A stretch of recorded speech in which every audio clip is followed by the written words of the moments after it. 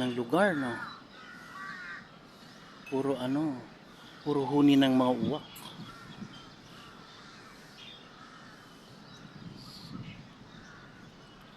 Puro huni ng mga uwak.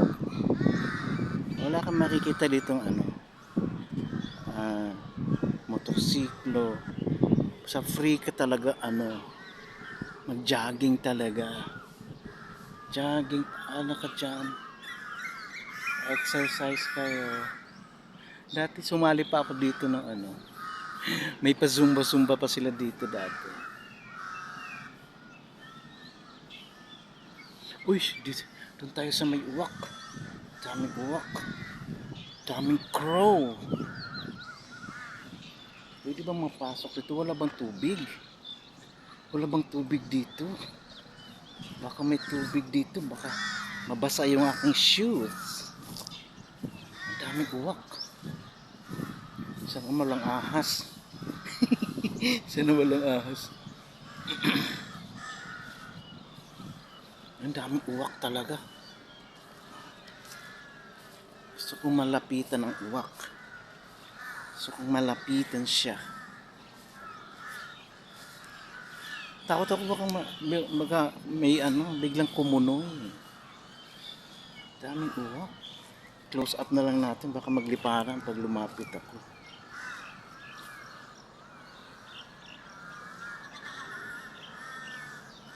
Sa mga puno, dami. Nasa baba pa, Ooh.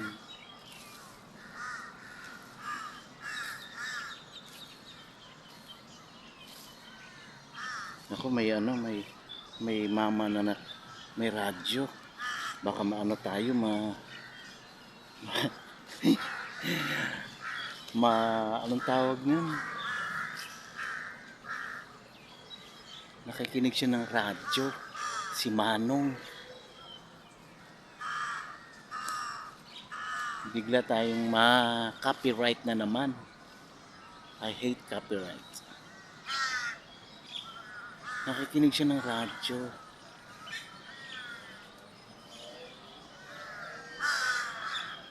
Daming mga uwak. Sige.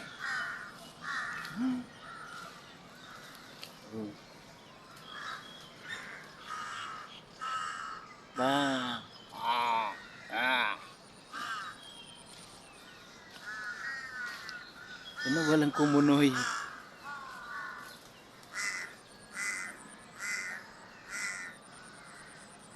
Walang kumunoy.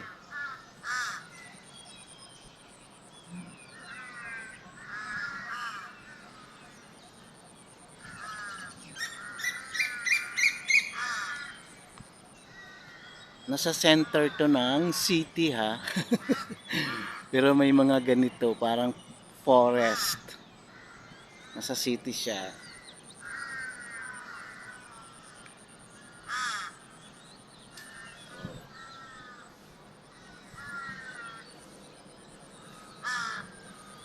So, balik na tayo sa sa daan. Basang-basa. Balik tayo sa may sa may ilog. Sa may malaking ilog na yan. Para makita uli natin yung mga bayawak. So ito na may ring train doon. May sky train doon. Banda doon may sky train. Flowers. Bougainvillea. Ito naman iba siya. Ayan, alin ang naiba. Diba? Maganda yun nasa gitna. Ayun. Wala yung kulay na yun. Tsaka itong kulay.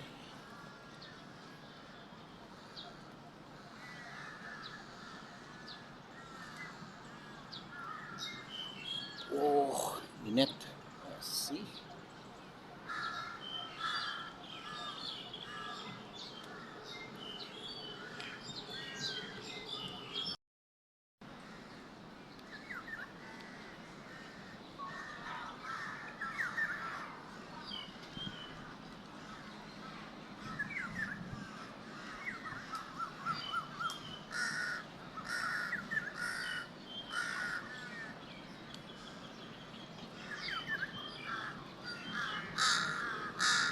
Hindi talaga uwak na to.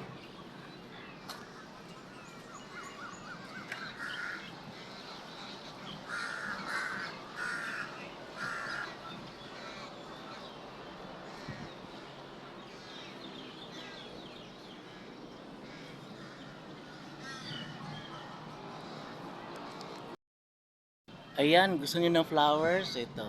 Andi dito madami ito sa lugar na pinuntahan ko to. Oh, di ba? Lakarin natin. Isa-isahin natin.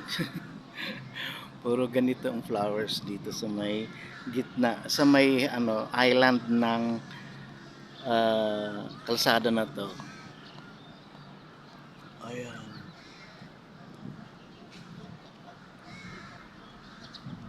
Hanggang dun sa dulo. Hanggang dun sa dulo. Ayan. O, diba? Namumulaklak siya. Puro na naman bulaklak ako.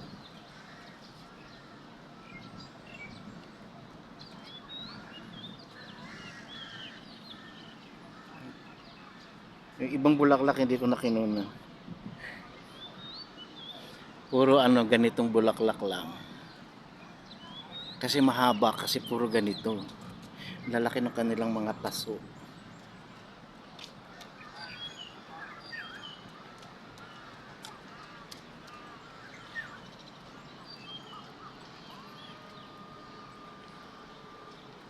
Sakay tayo mamaya sa kanilang subway.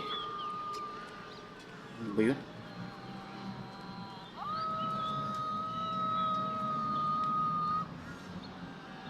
Ingay nung nag-e-exercise. Nilalabas yung kanyang boses. Ang ingay.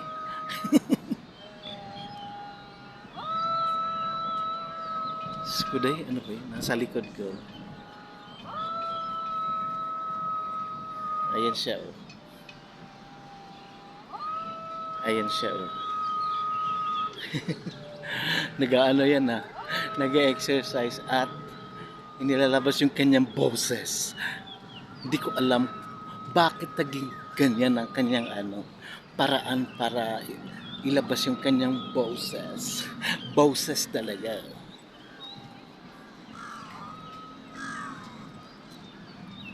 So, iikot na naman natin ang ating camera para makita na naman ang kapangitan ko. Ayan, oh. Ayan. O, diba? Nakita nyo na naman ang kapangitan ko. Ayan. Ano lang ako? Anong tawag niyan?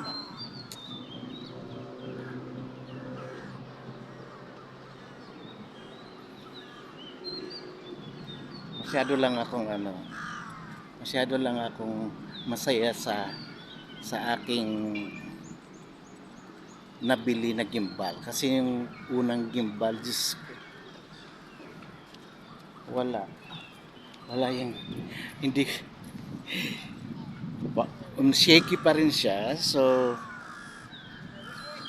binigay ko na lang dun sa taga Myanmar.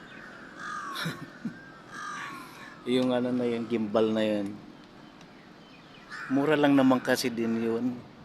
Ito naman mahal to. Sana hindi to shaky talaga. Sana, ay nako, ganun lang. Dito may papa dito nakahubad. Binantayan siya ng uwak. Dito tayo kasi mayroong may mga bakal dito na pwede akong mag-exercise. Ayan. Ganyan. Gusto ko mag-exercise dito. Ganyan. Alright.